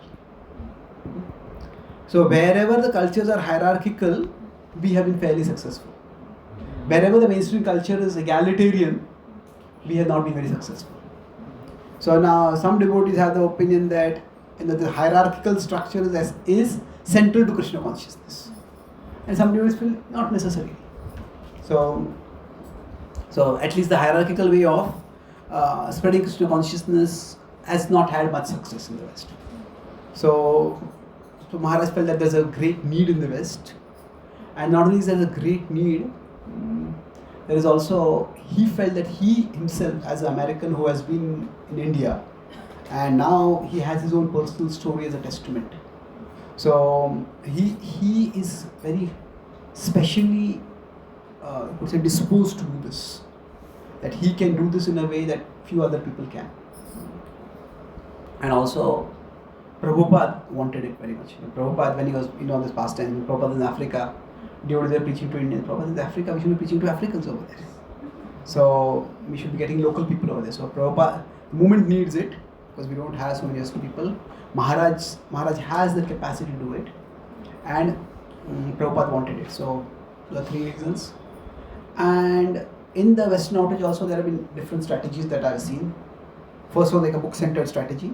Around book, he did many book launches, and that was successful in creating initial awareness. He did a second book also, he did some book launches based on that. Then after that, the whole idea of the Govardhan eco-village, that was something which Maharaj had been planning for a long time. But then the idea is that when people in the West, they come to, they get introduced to Bhakti, they need to have a soft landing in India. So if people come to many of the places in India which are supposed to be spiritual. Like so much noise, so much congestion, so much. Like one devotee said that I was reading the biography of one Western person who came to India. He said that my senses were never as much exalted in India, exalted anywhere in the world as they were in India. So many people, so much noise, so many smells, so many colors. So, we may think in the West there is so much temptation. That may be true, but here it may not be temptation, it's like overwhelming distraction. So every time I come back from the West to India, I was just 1 month in UK and I came back. The first thing that strikes me is the noise level in India. It's almost like you don't realize it when it's not there. In the West, nobody honks. In India, nobody drives without honking. Or very few people do. So Maharaj wanted a place which would be natural, comfortable and spiritual. So it's like a very good soft landing. And there are many yoga groups who may not be devotees also, they also come there, and so it's become a very significant place. So for the Western outreach, one is the book launches in the West, second is the yoga outreach over there that has happened, and third is creating resources in India. It's interesting, Maharaj was talking with the Radha community leaders recently, and one of them told me, it is like there are so many things that are there, but they don't register to us. So he says that why did Prabhupada want to build big temples in India?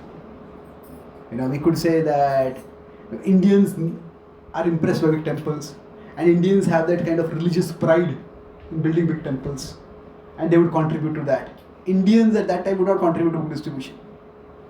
Even now they don't contribute so much, now they do, but not so much. So that was one reason. But he said that Prabhupada wanted temples in India so that they would be on the tourism map of India, and Westerners who come here, they would be like hosting places for them. Which is quite a remarkable vision.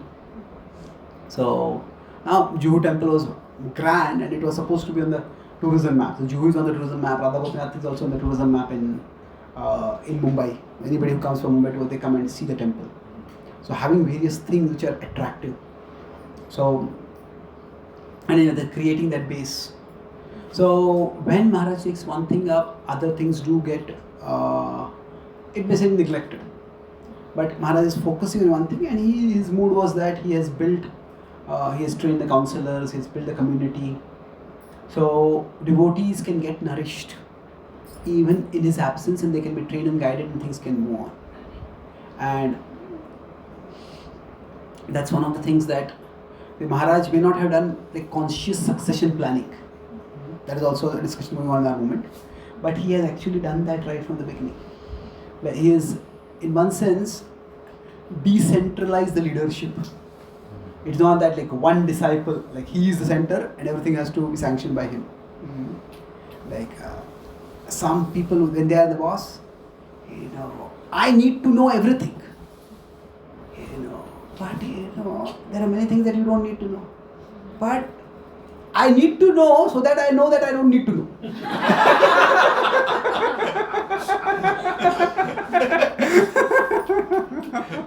So sometimes over centralization that person can extend themselves a lot, and that's wonderful.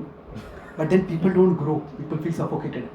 And that person is not available, then either things don't move at all or things just move everywhere after. So Maharaj says that he was visionary, and then that's in the communities and devotees are being nourished. So now, last year Maharaj resigned from the GBC, or this year only, resignation was accepted. So Maharaj became a GBC in 1993, and when he came back to ISKCON, he became a guru in ISKCON and a GBC. I think around that time only. So Maharaj is, Gaurangpur is a GBC, and several other devotees may also become GBCs now. One of the reasons Radhashampur's service is there also in America. Now GBC has that you should go out of your zone and do some service somewhere else. And then you will be actually trained to be a leader for international movement. So Radhashampur will also become, some other devotees will also soon become GBCs. But Maharaj, at least from what I have talked with Maharaj is now in the mood of consolidation. That what he has built, he expanded in India, he expanded in the West, and the focus is more on consolidation, reinforcing what has already been built. Like Chaitanya Mahaprabhu did preaching for 6 years. The last 18 years he was in one place. And the Goswamis would come from Vrindavan, other people could come from other places. And he was entering deeper into the hearts of those who were already following him. So that's what it seems Maharaj's mood is. Maharaj told me that it's become clear to me that my main service is in India, Radha Gopinath community, the Bhakti hospital, and the Golden Eco Village. So, of course, Maharaj was with his father. His father passed away last year, towards the end. So Maharaj would spend a good amount of time with his father, and now that Maharaj's focus is much more on India now. So India will be his base, and from there it seems he will be going to various places. And so in consolidation, I'll make 2 points and then I'll conclude. You can have your questions after that. That the Maharaj's general mood right in the beginning was that he will build one place as a model, and others can come and look at that, and then they can adopt it accordingly over there. So Radha Gopinath community was built like that, and many other. Each place will adapt according to time, place, circumstance. What can be adapted, what can't be adapted. But so now that is one thing which he had. In the consolidation, right now, if I, to whatever extent I understand it, it is that Maharaj, he spends a lot of, he gives classes in Radha Gopinath temple. Now he travels a few other places also. But his idea is that devotees come to the eco village, devotees come to Gopinath temple. And when in the eco village, he's also accessible. At least devotees can meet, exchange a few words with him if he's there. So Maharaj was once telling me that, not me, he was telling all of us, in that he says that I'm ready to meet anyone who wants to meet, but I just can't. So I just can't meet everyone. But he said that I'm grateful to, he was talking this in Brahmacharya Ashram, he said I'm grateful to every one of you. That applies, I don't have only to Brahmacharya, but every one of you who is serving Srila Prabhupada and Krishna. And so right now, the way I see it is that several of our leaders, like Shivram Maharaj is also retired from the GBC. Of course, he is still the authority in his community. Radhanath Maharaj is still the authority in the Gopinath temple. But officially from GBC duty, many of the leaders are resigning now. And they are now, so Maharaj is meeting celebrities, connecting with them through some offices have like Gopalpur in India, Jai Shetty in America. So the idea is that what one George Harrison did, was remarkable. And there are people who may do like that. But Maharaj is very, you could say, very selfless in that. When some celebrities come to, many celebrities come to Radha Gopinath temple or to Eco Village, Maharaj meets them on a one-to-one level. Maharaj says that I will never talk about them in my classes or in my meetings. He says if they want to talk, when they want to talk, they can talk. So the idea is that many of these celebrities, they are very afraid of being used by others. Everybody wants to use that connection, and yes, we can say that it's Yukta Vairagya, they have their fame, it should be used. But that's what, when everybody is trying to do that, then it just feels very utilitarian. And so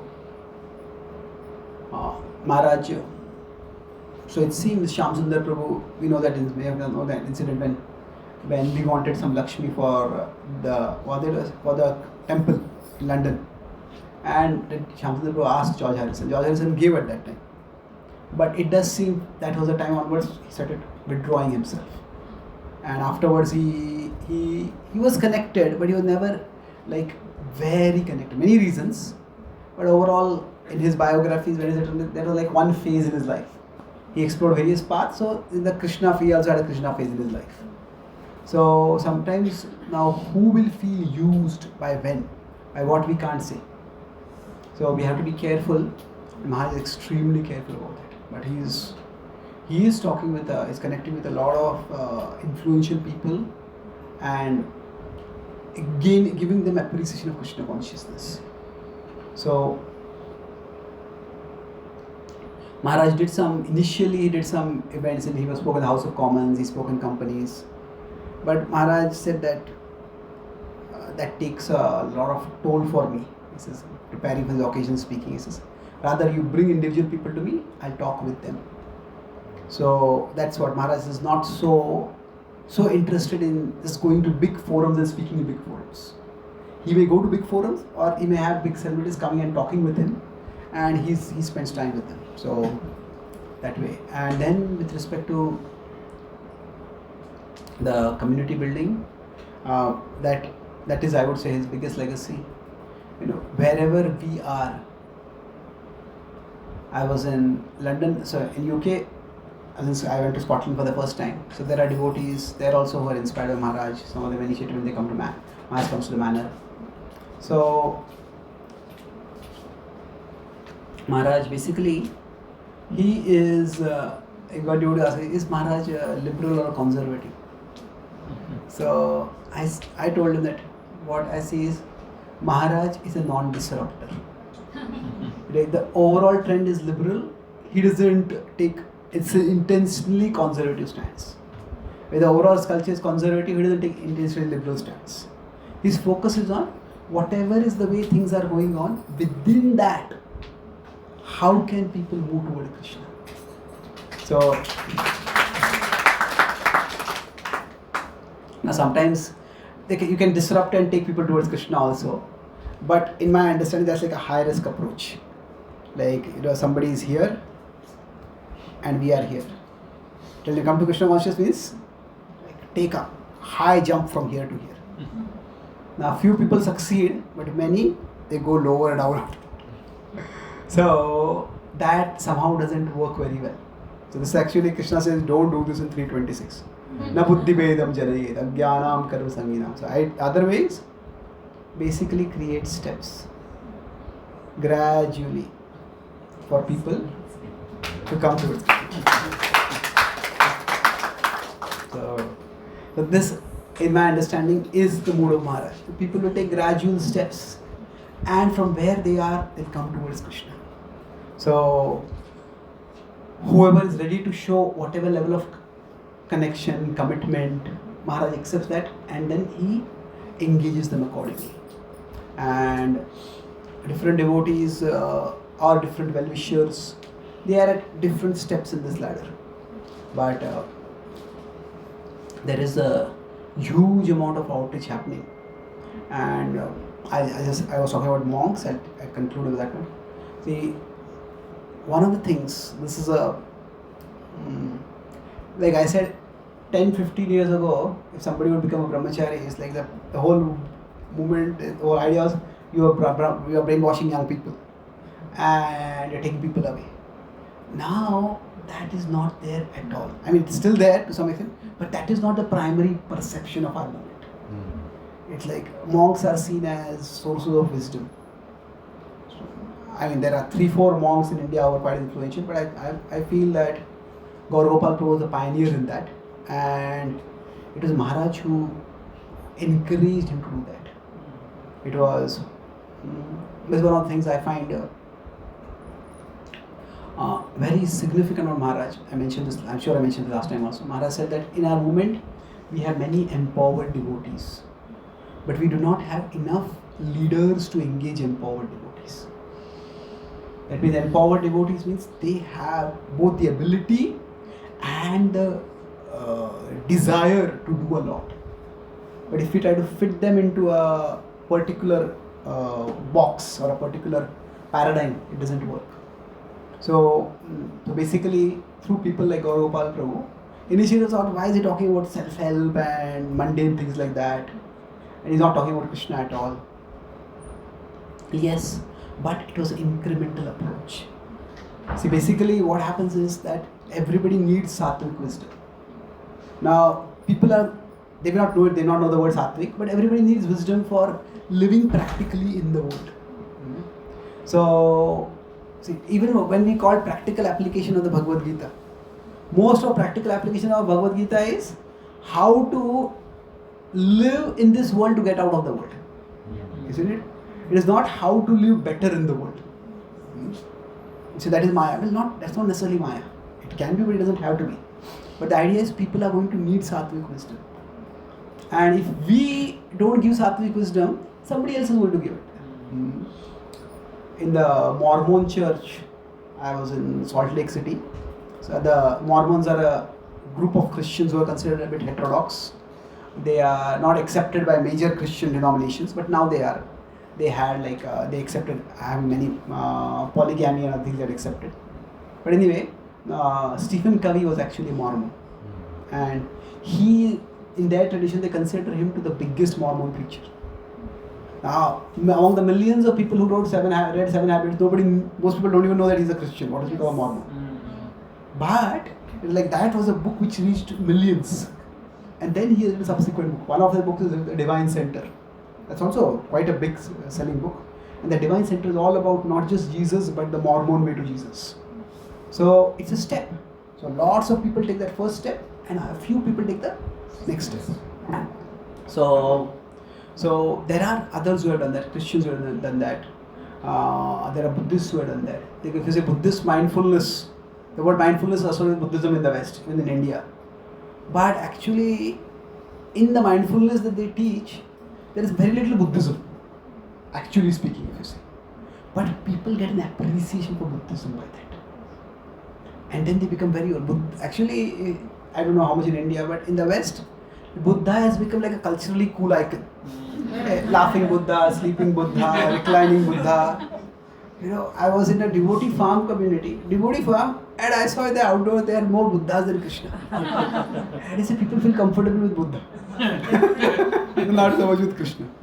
So we have to. Ramji, here also I have seen that even with many clients who don't want to call themselves Hindus or anything, who want to show that they are neutral, are keeping Buddha in their altar. Yeah, true. Altar. The altar, there is no deep or anything, but there is Buddha there.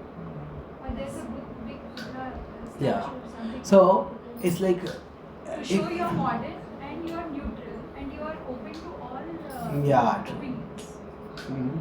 It's like your Buddha has become an icon of spiritual but not religious. So the idea is that we have something like this, that it's sattvic to spiritual. So Ghanshyam Prabhu, Jayashanti Prabhu, also stories like that. He was in the ashram, then he left the ashram. And now in one sense, his selling point is I was a former monk. So in the past, it was like the way the culture was, if you're brahmachari and you leave brahmachari ashram, it's almost seen like a fall down. But now it has become a selling point. I was a monk. So things have changed, and to some extent we are beneficiaries of the change, but to extent I would say that we are pioneers of the change also. So overall, see, this is what, if we consider, it's like a tamas, rajas, sattva, then we can say bhakti, or you can say Shuddha Bhakti, and then we have Gaudiya Vaishnava Bhakti. So now we can, Shuddha Bhakti can have various places also. There can be devotees of Narayan who are also devotees of Ram, also Shuddha Bhaktas. But specifically in the mood of Radharani, in separation from Krishna. So what is the purpose of the Krishna consciousness movement? So many devotees feel that, or at least some devotees, you could say, feel that we have to get everyone over here. So they can be anywhere, they can be from anywhere they may come, but we have to take people all the way. And to some extent that is true. But getting people from here to here, getting people from here to here, getting people from here to here, that is also a possible result. And that is also a desirable result. See, Prabhupada, the first purpose of ISKCON, he says, to correct the imbalance of material and spiritual values in the society. In fact, in the various purposes of ISKCON, Krishna and Chaitanya Mahaprabhu are only mentioning one purpose each. To build a temple for Krishna and to do Harinam Kirtan, as taught by Chaitanya Mahaprabhu. So many of the purposes are quite broad. So it could very well be that for some devotees, their primary service is to get people from Rajas or Tamas to Sattva. And now those same devotees may take somebody from Sattva to Shuddha Sattva. Some devotees may not. And some devotees, their primary service may be to take people to Sattva towards Shuddha Sattva and towards Bhakti and Gaudiya Vaishnavism. So overall, in the past, even I would say till 2015 or definitely till 2019, this was the main vision. Now it has become more or less clear that different devotees will do different things, and more or less we have come to. There is still criticism among devotees that this is right, this is wrong, but that has toned down because the effects are being seen. One of the things that radical change that has happened in the last 10 years or 15 years is not just monks, but ISKCON has also become a respected brand. Many people appreciate ISKCON.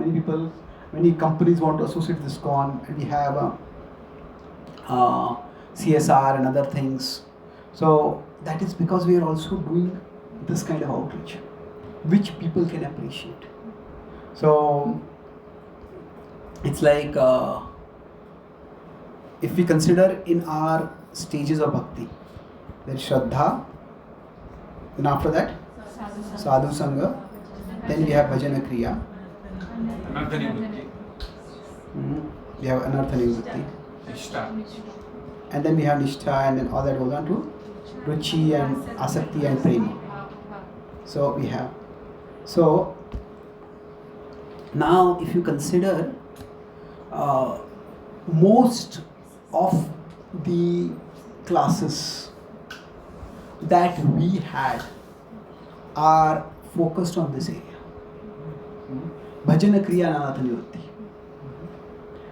Now for many devotees, their service may be just getting people to Shraddha. And that is important. Now it's also important that we have some people who talk about, now we don't say that we are on the stage of Ruchi and Bhava and Prema, but we also need nourishment in that direction. If we don't do that, then it's happening that many devotees in our movement who have been around for 10, 15 years, now they are going to Gaudiya Math and other places to hear more about Krishna. Why? Because they say that we don't speak much about Krishna. Now our acharyas are there, they have written about Krishna. But if we don't speak about it, the devotees have that need. Yes, everybody needs Anartha Nivritti. But we also need Artha Pravritti, which comes by hearing directly about Krishna. So, what we had done last time, we had discussed the Gopi Gita. So that is more for nourishing specifically our attraction towards Krishna. So it's a whole pathway.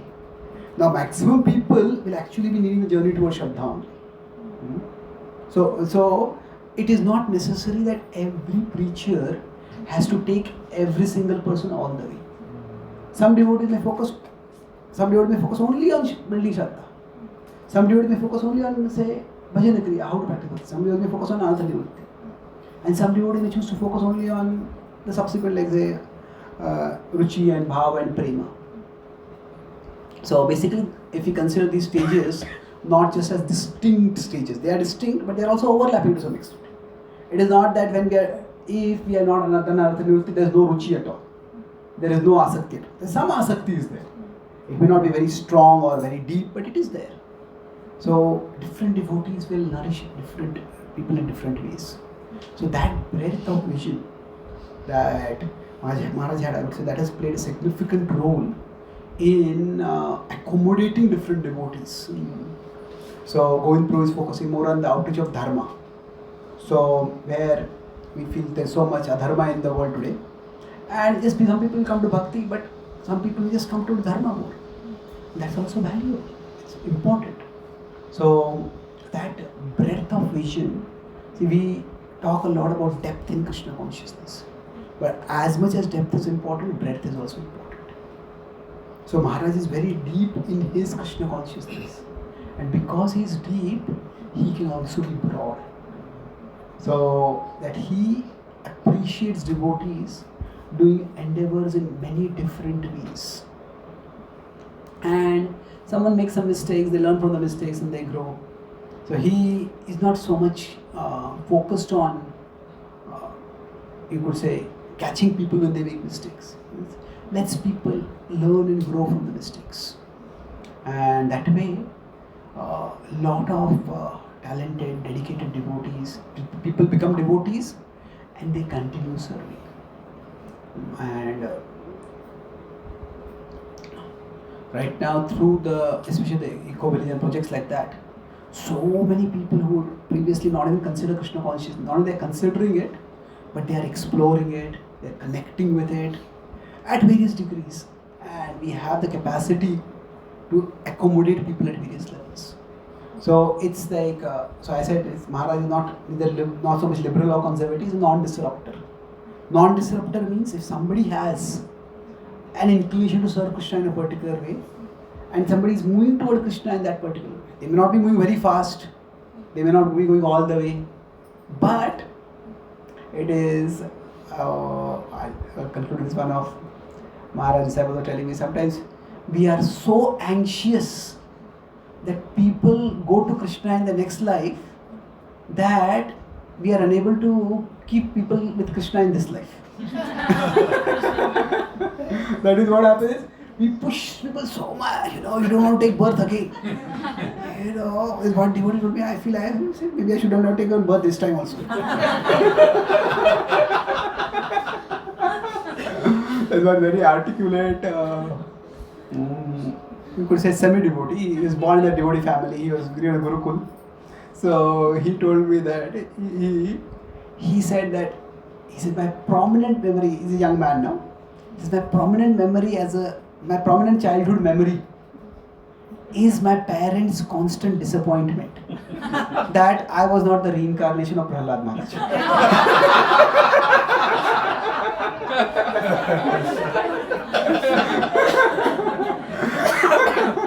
Now, every parent will have great expectations and hope from their children. And we want them to go back to God also.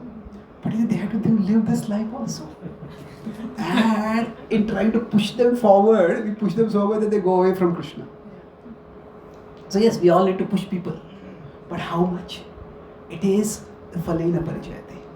Is our pushing actually taking people towards Krishna, or is it pushing taking people away from Krishna? So that mood of Mam Vartaman Vartante Manushya Partha Sarvashah. So this is, the Maharaj embodies this mood. I had written this separately long ago. But from your place, at your pace. Access Krishna's grace.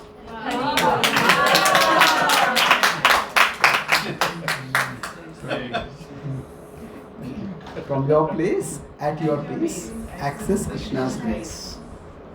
So Maharaj has created different places for devotees, and at different paces there are many people moving towards Krishna.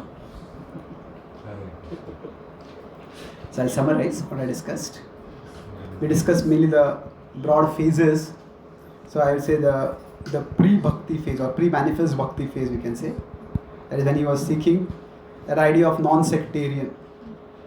That means not being self-congratulatory. We are so great. Why are you laughing at the word? We won't be able to congratulate anyone. What do you mean? We won't be able to congratulate anyone after this. No, it's more about congratulating ourselves. It was a very accurately apt phrase that you chose to say that. In asking that question, I was being self-congratulatory.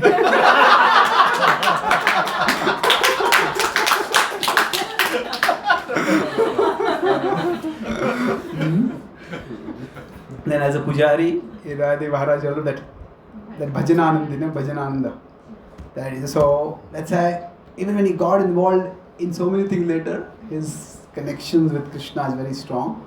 Then as a youth preacher, I say that's the time in his focus on what you could say that like working, you could say almost working with whatever resources. If nothing is available, vyavasayatmika buddhi, that's what he focused on at one point. Just do with what we have, keep doing what we have. Then I would say the community building phase, that is the biggest. We discussed that bit elaborately also. That was from around 87 to 2004, 2005. So this is basically where we remove the walls and we build the bridges. So what is required? What is obstruct? Instead of just giving lectures, become Krishna conscious, we investigate what is it that is making things difficult for people. Then was Western outreach, where we discussed how, because so he used his book, became like a book that he was told, became a launching pad for him for doing something that's very necessary. And the last part I discussed was consolidation now. So in consolidation, the idea is that engage devotees, engage people from whatever level they are at, from their place at their pace. Thank you very much. Hare Krishna.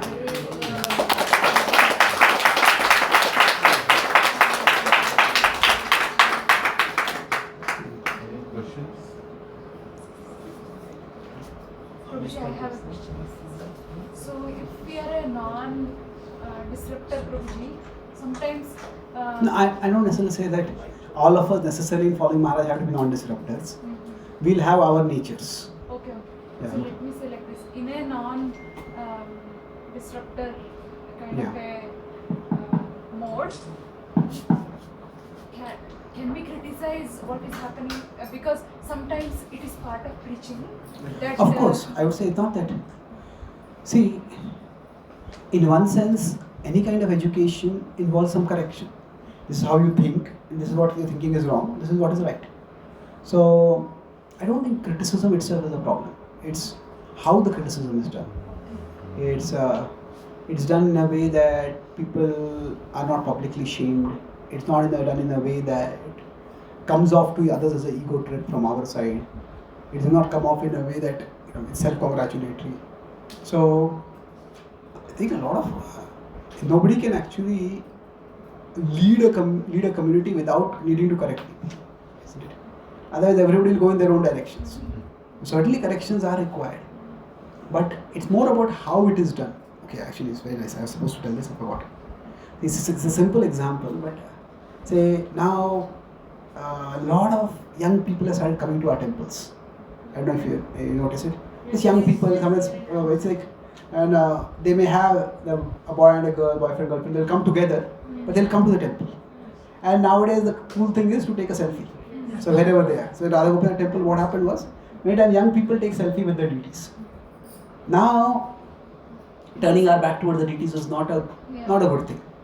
So the devotees asked the Maharaj, should we stop them? Maharaj said that yes, turning our back to the deities was not good. But he said, if we make a rule and if we stop people, then we can't control who will stop people. How it will, don't do this. No, you are coming in aparadh. This. So many people can speak in so many ways. And see what happens is, for many people, rules are their virtuous excuse for going on an ego trip. Yes. Rules are a virtuous excuse for exercising power, even abusing power. I am only implementing the rule. But so Maharaj said that don't do that. So it's like that sensitivity that yes, there are certain things which are not good. But if some people they feel that they were treated rudely, and it's quite possible. We cannot control who is going to be the temple, who is going to speak how to temple. If people feel that rudely, they will never come to the temple. Now, which is better? Or which is worse? That they turn their back toward the deity, or they turn their back to the deity for a few minutes when they come to a temple, or they permanently turn their back to the deity and never come to the temple. Isn't it? So, in that sense, we have to correct, but when do we do it? How do we do it? That is the key thing, my understanding.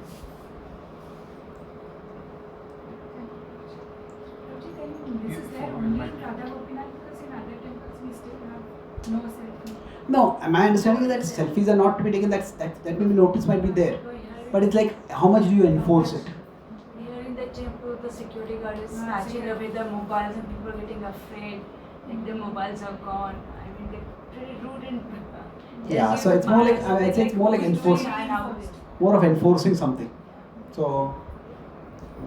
They could probably offer to take the picture themselves. So this last time, like the butt were getting closed and there were some people trying to take a selfie and God Guy was in the background. I said, don't take a selfie.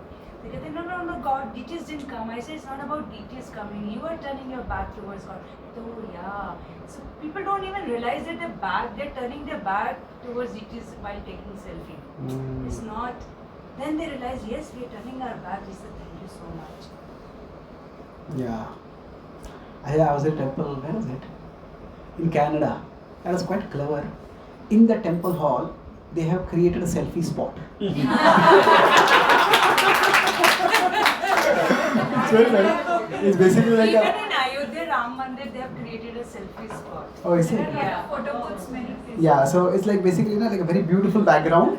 Yeah. And not the deities, but pictures of the deities, and the pictures are like a very beautiful background. And you go there and you take a selfie over there. So, That's a good thing. So Yeah. even the temple. Because that's a trend now. I think it should be.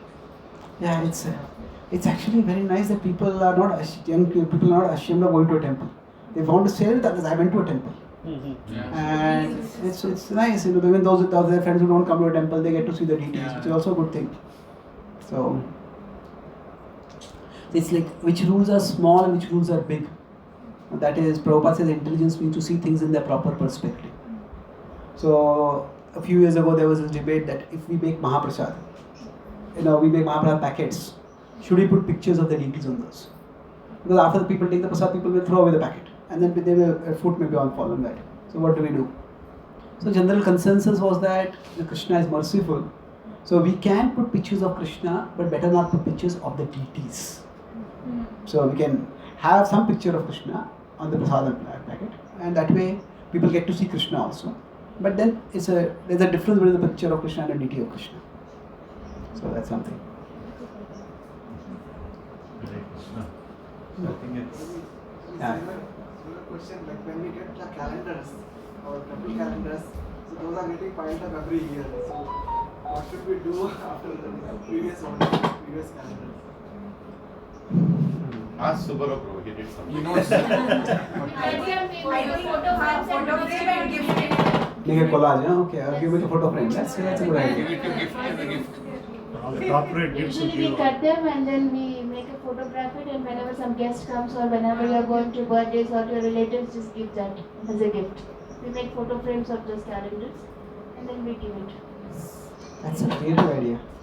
Everybody who takes a Bhagavatam set gets one Oh, okay. frame. Biography has a collection of photographs. Oh, okay. Calendars. You have a question, Arun? The mic there.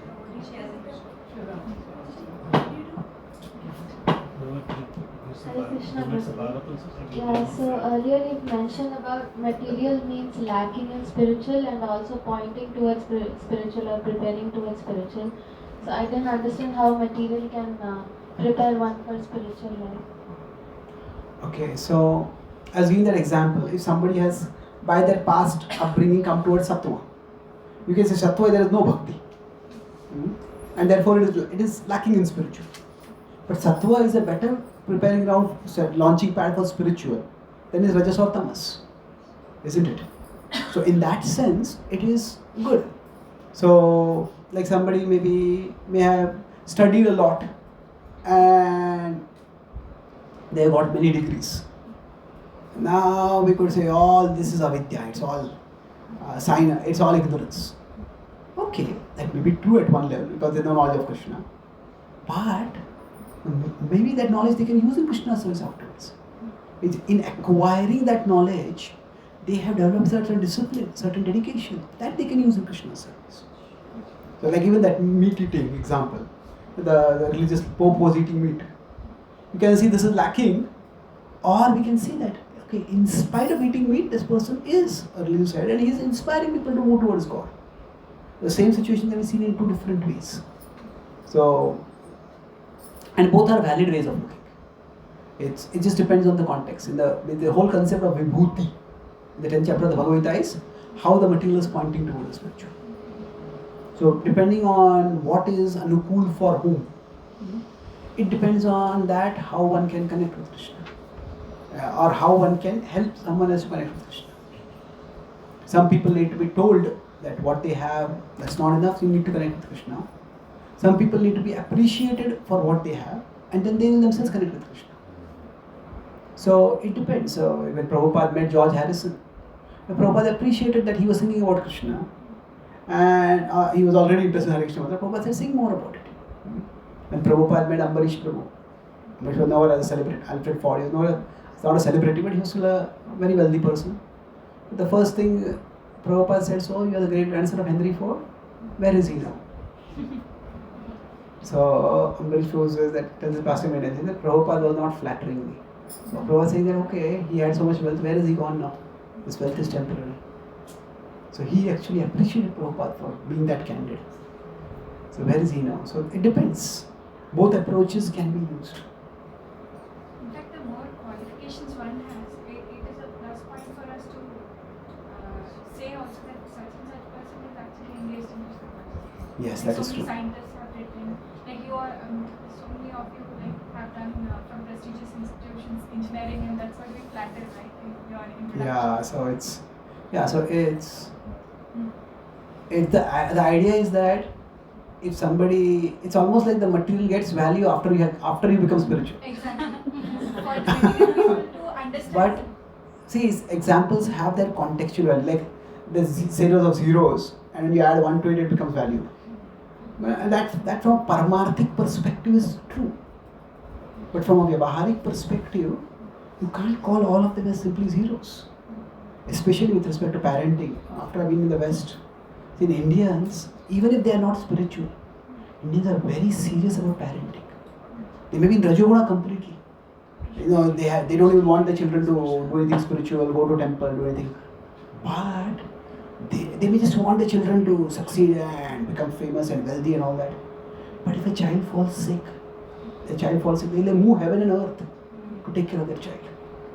Now there could be tamasic parents who are just stoned on drugs and they don't even know that I have a child. Isn't it? And there are people like that, unfortunately. So Bhaktivinoda Thakur also says that actually there is a significant difference between Rajas and Tamas. He says Rajas can be an antidote for the poison of Tamas. So now of course Rajas can also be a poison. I need to go beyond that. But it depends on context. Okay? So thank you very much. So Mr. Radhanath Swami Maharaj ki Jai, Srila Prabhupada ki Jai, Gaur Bhakta Vrinda ki Jai, Gaur Preman.